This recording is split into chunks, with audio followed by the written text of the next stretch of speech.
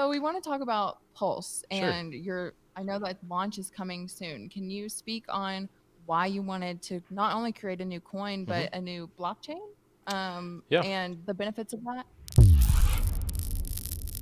So, when I was creating Hex, the issue is how do you get the most efficiency? I don't want excess selling going on for inefficiency. I want best price performance. And I want all of the energy, all the economic energy to go into raising the price. I want to have the world's best performing asset. And it worked out. It worked. The design worked. So part of the reason that design worked is because we were secure. Why were we secure? Because we launched on a secure network. Ethereum was a secure network. What is the downside to that? Also, there was other upsides. Easy to get into a stablecoin. You don't have to go through a middleman. It's all in the same chain. Easy to trade.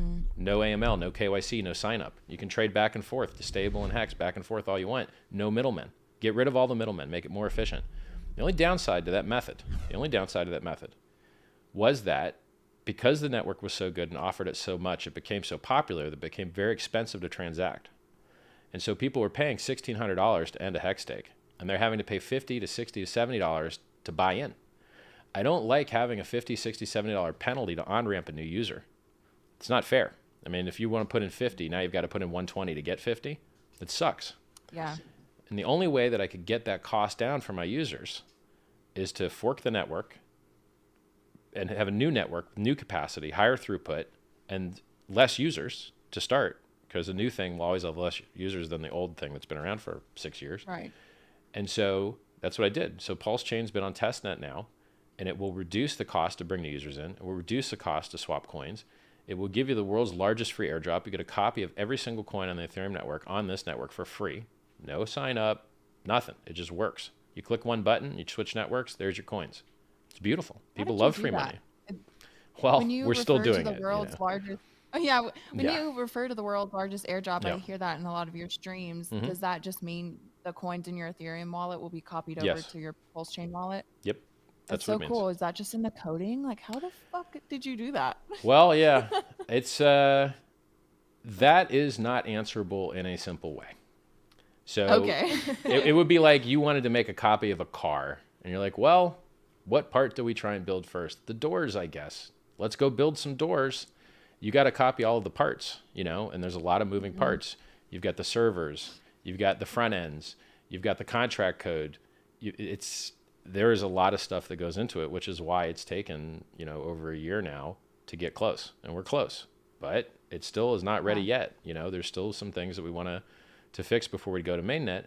For me, with Hex, we've had 100% uptime, flawless operation for years, while other people have lost billions of dollars. That's because we care about security more than they do. And I'm not willing to go to market with any kind of risk that anyone lose anything.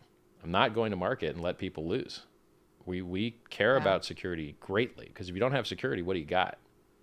You got nothing, in my opinion, So Yeah. we just need to tighten up some things. We're kind of doing our internal security audit now, and we find some stuff we got to fix, and we got to fix it. It just has to be fixed. So, Yeah. and we've got the plan to do it, and we've got the manpower to do it. I think I got like 14 devs now. I got a lot of devs, and these guys are making top dollar, stupid money. Like this. Yeah. Wow. Yeah.